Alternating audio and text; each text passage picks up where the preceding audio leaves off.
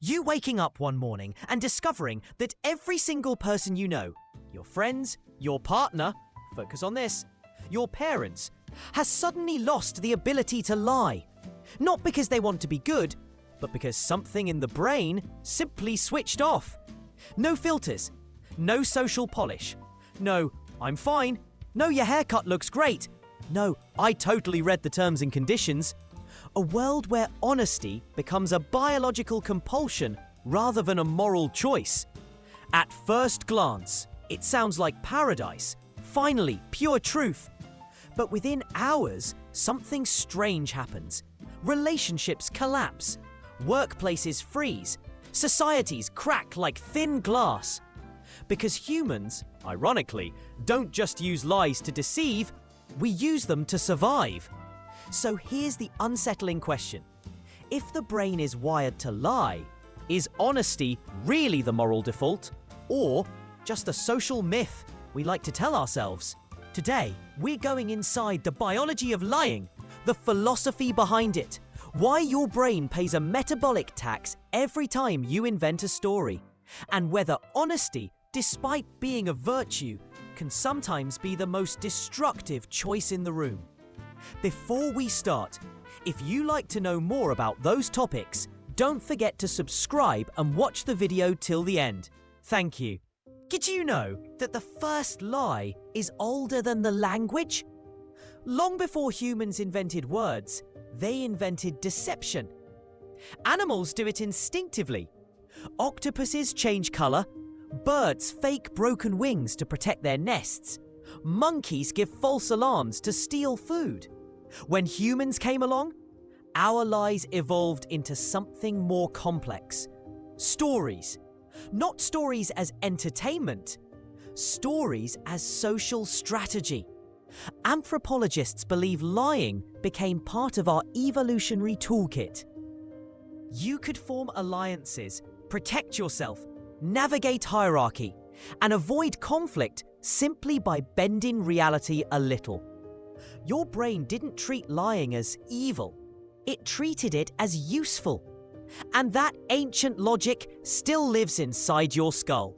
So what happens in your brain when you lie?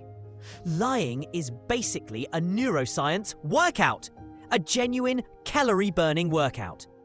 Honesty is easy. Truth sits right there in memory. No editing, no rehearsal.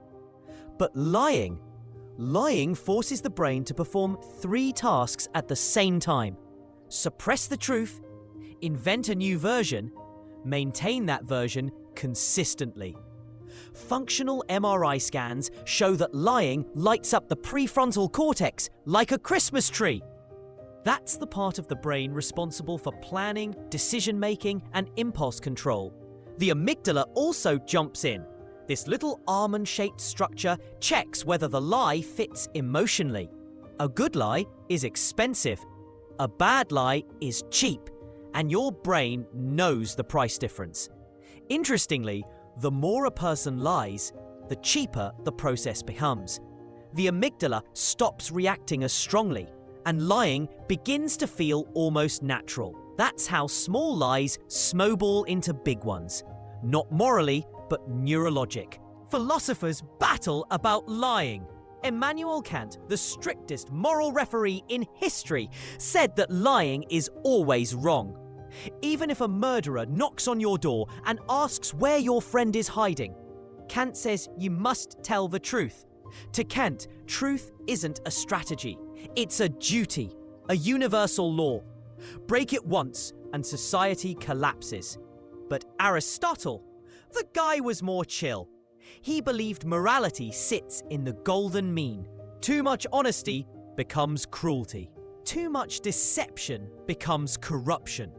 The ideal human, according to Aristotle, knows when truth heals and when it harms. Nietzsche, on the other hand, threw the whole table upside down and said, humans don't even love truth, they love comfort. He believed lies are the glue of social life, and that truth is often too heavy for us to carry. So, who's right? The philosopher who demands absolute honesty? The one who believes in balance? or the one who thinks truth itself is a performance? The answer might be in your biology. Now, let's talk about white lies. The polite ones, the soft ones, the ones society secretly approves of. You look great. This meal is delicious. Your presentation was really amazing. We use white lies to protect feelings, smooth relationships, avoid unnecessary conflict. Psychologists call them pro-social lies, lies that maintain group harmony. From an evolutionary perspective, these tiny distortions help humans cooperate. Cooperation means survival. Survival means reproduction. Reproduction means your ancestor who lied well probably lived longer than the brutally honest guy next to him. Harsh truth is like fire. Useful, but dangerous. Too much burns the tribe. Let's see. When lies rewrite the self. Not all lies are harmless. Some begin as protection and end as identity. Self-deception is the trickiest category. It's when your brain hides the truth from you, not others, you. Why would it do that? Because the human mind protects psychological stability, the same way the immune system protects the body. If the truth threatens your sense of self, the mind bends it until it fits. People lie to themselves to avoid guilt, to maintain confidence, to preserve relationships, or simply to function. In other words, lying isn't just something we do, it's something we are capable of becoming. Let's flip the coin. Is honesty always good? Modern psychology says, not necessarily. Honesty without empathy becomes brutality. Honesty without context becomes sabotage. Honesty at the wrong time becomes violence. Doctors sometimes avoid giving full details to ease panic. Parents soften the truth to protect development. Therapists dose truth like medicine. Too much, too soon can destabilize a patient. Even in daily life, radical honesty can destroy friendships, jobs, marriages. Truth is a sharp tool. Handled carelessly, it cuts deep. This doesn't mean dishonesty is the answer. It means honesty, like electricity, needs insulation. There's no perfect formula. Humans are too messy for that. But psychology gives us a guideline. A lie that protects without manipulating, a lie that avoids harm without creating bigger harm, a lie that serves empathy rather than ego, can sometimes be the lesser moral cost. Meanwhile, any lie that steals agency, shifts blame, builds false identity, or reshapes reality for personal gain almost always leads to psychological and social damage. The real skill isn't never lie, it's understanding the weight of truth and the shape of lies. And now we can think. Perhaps the strangest thing about humans is this. We are the only species that uses truth and lies as tools to build the same thing. Connection.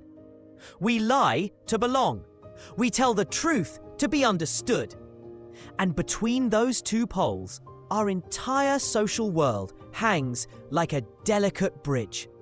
So maybe the question isn't, is lying wrong? Maybe the real question is, what kind of world collapses if I tell the truth?